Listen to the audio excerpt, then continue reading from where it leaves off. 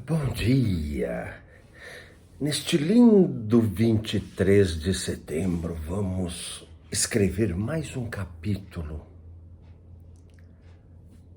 do nosso livro virtual sobre o retorno da igreja para Jerusalém, sobre a restauração da igreja. Antes de mais nada, eu quero deixar bem claro que esse nosso livro é um livro de estudos para aqueles que somos cristãos, que cremos num Deus Pai Todo-Poderoso, que temos Jesus, Yeshua HaMashiach em nosso coração. Não é um estudo para evangelização, é um estudo para a igreja, para aqueles que já são de Jesus.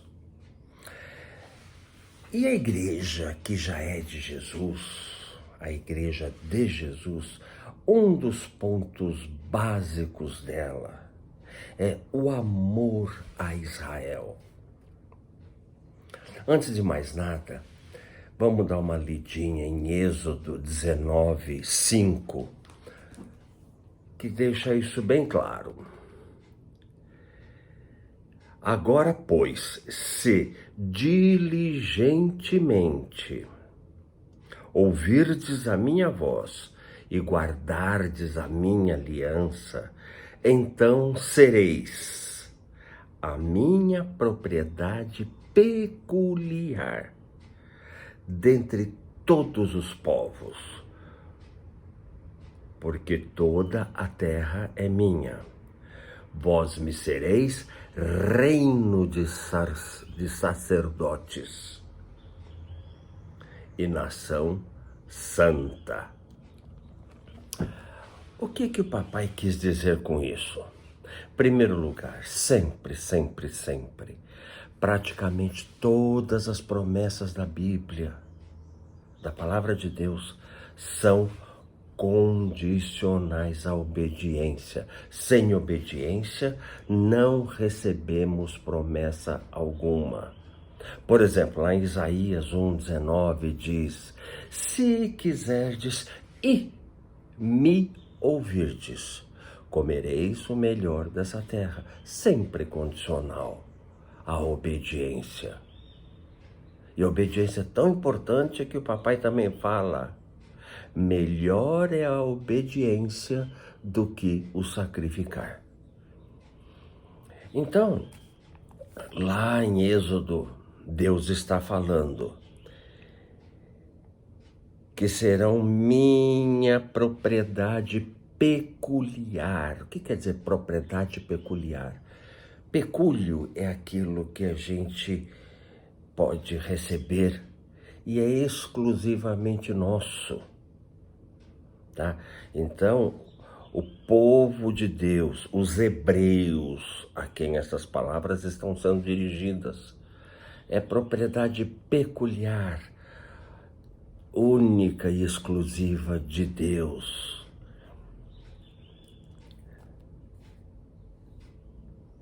E ele explica, porque toda a terra é minha, o universo é criação de Deus, o universo e tudo que o universo contém é criação de Deus, é propriedade de Deus, tudo é de Deus.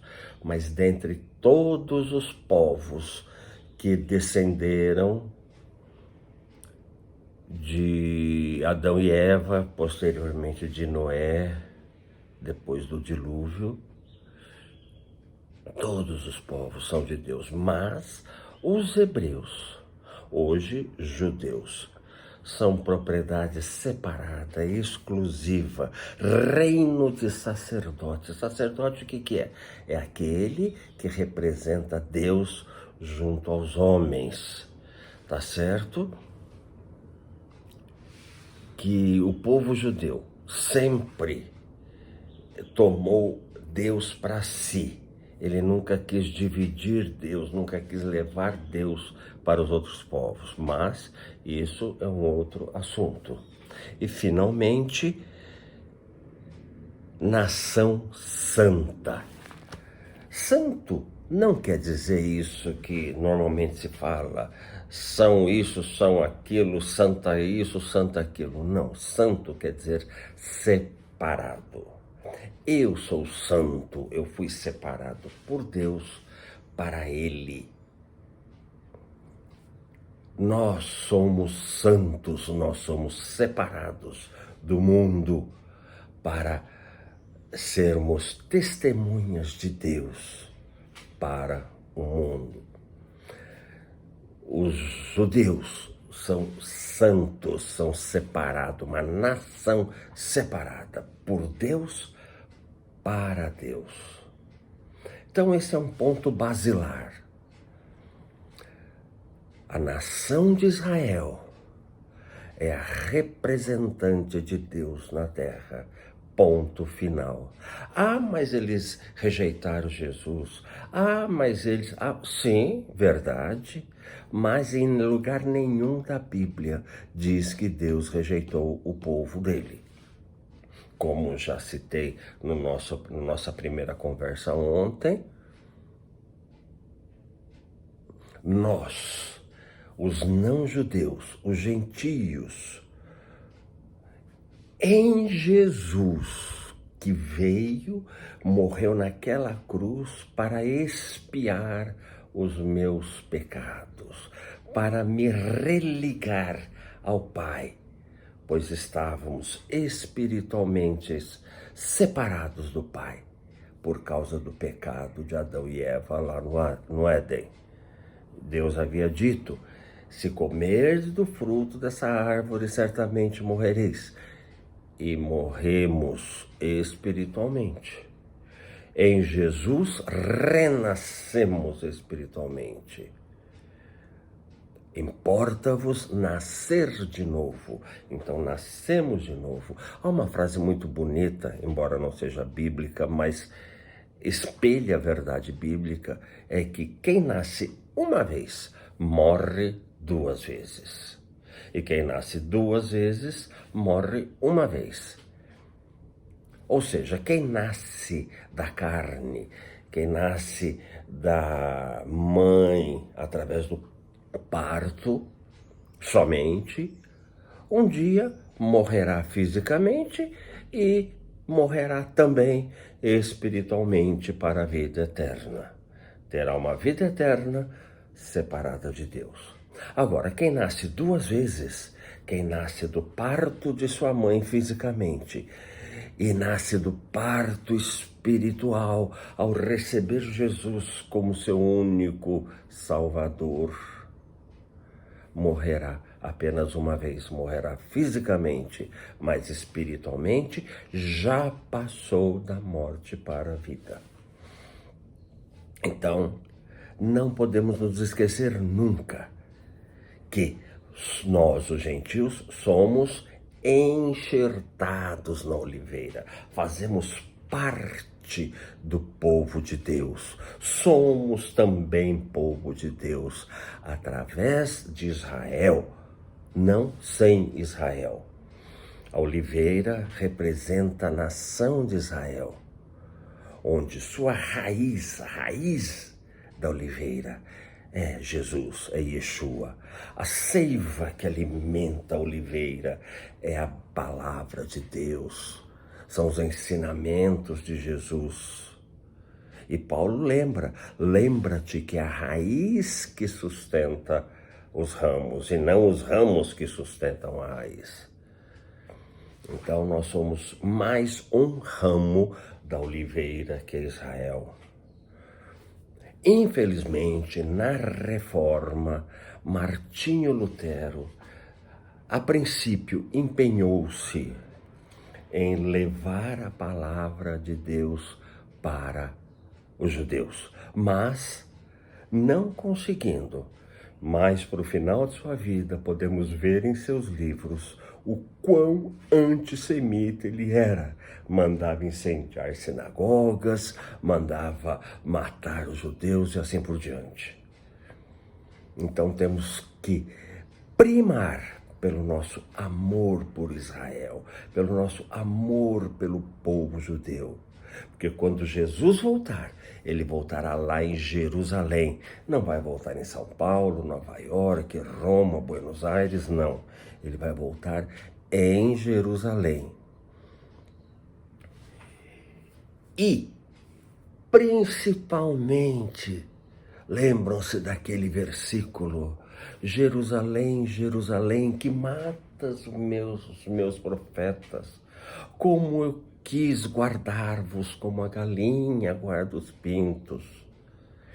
Jesus está triste por ver a rejeição que sofreu Israel, mas ele dá uma direção tremenda. Não voltareis a me ver enquanto não clamarem. Baruch Rabá Beshem Adonai. Bendito aquele que vem em nome do Senhor. Jesus está dizendo que só voltará, ou seja, a sua segunda vinda, que ele virá como leão de Judá. Ele só voltará quando os judeus clamarem: Senhor, Senhor, bendito és, tu vens em nome do Pai.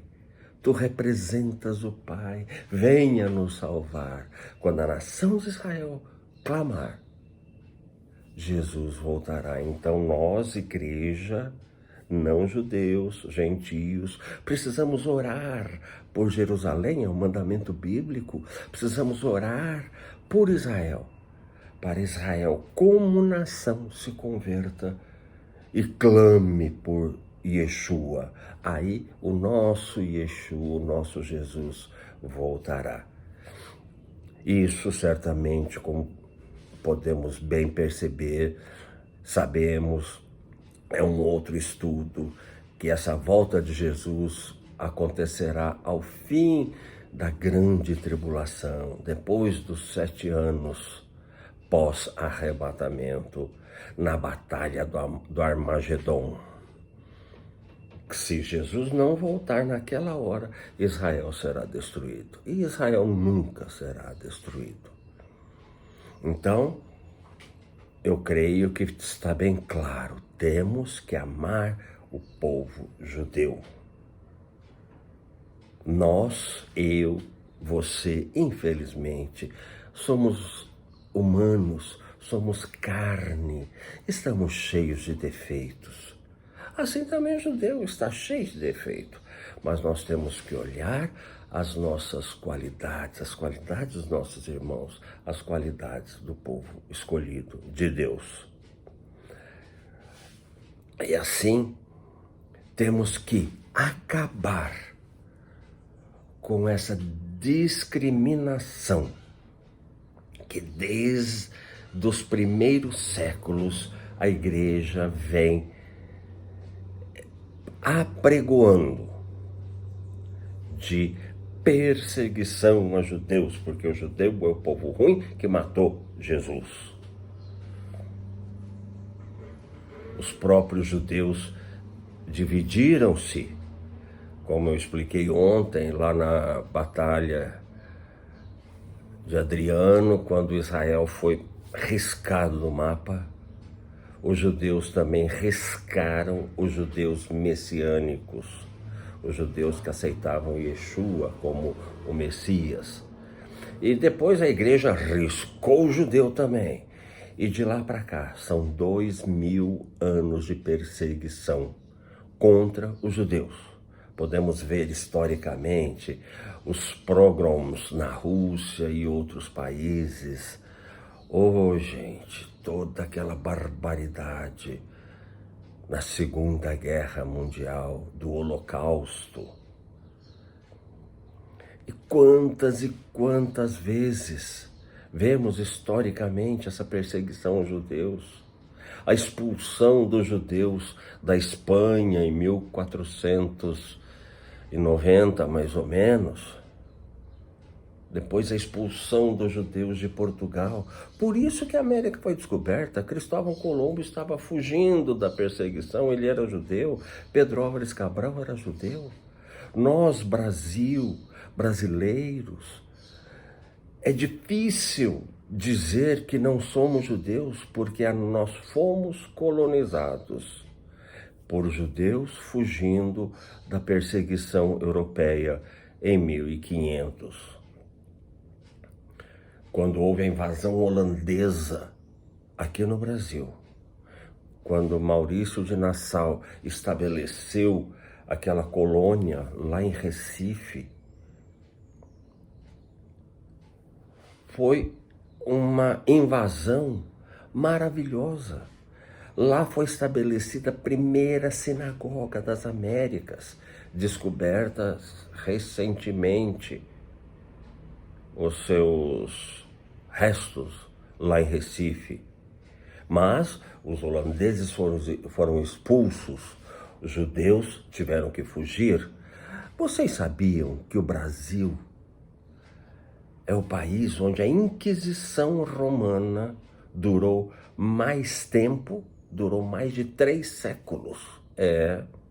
Mas os holandeses foram expulsos, os judeus que vieram da Holanda, vieram da Europa, junto com os holandeses, foram embora também. Para onde? Para os Estados Unidos da América. E há uma cidade, não sei se todo mundo conhece, que foi lá fundada pelos judeus fugindo do Brasil. Nova York. Foi fundada por judeus fugidos do Brasil. Se formos ao cemitério judaico israelita lá em Nova York, vai estar cheio de Silva, Vieira, tá?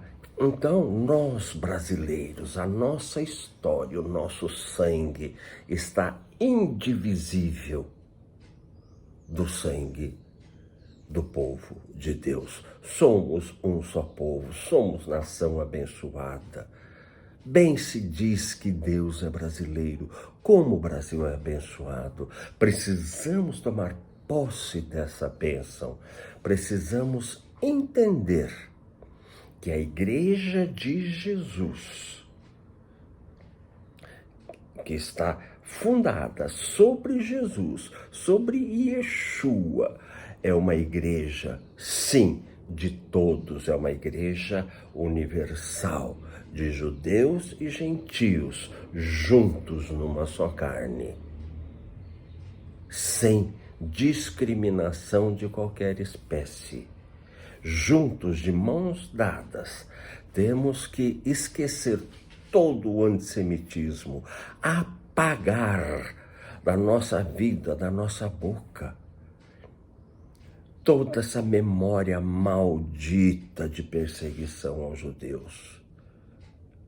E vem aqui um lembrete, nós cristãos não devemos jamais usar o verbo judiar, ou judiação, ou judiaria.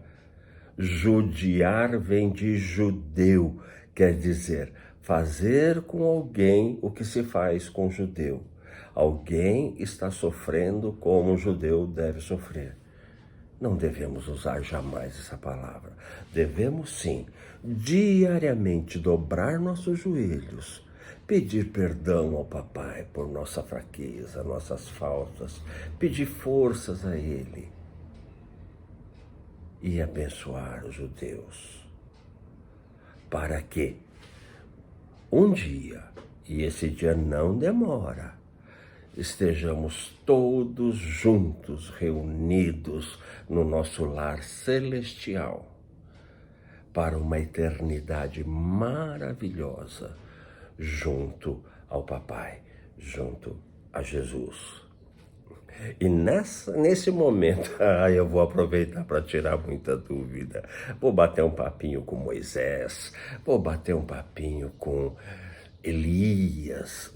Quantas vezes eu me sinto como Elias fugindo para a minha caverna depois de Deus ter feito tantas maravilhas na minha vida. Glória a Deus pela palavra dele, glória a Deus pelo povo judeu, por sua nação santa, glória a Deus por sua igreja, da qual faço parte. Que Deus nos abençoe poderosamente nesse dia, em nome de Jesus.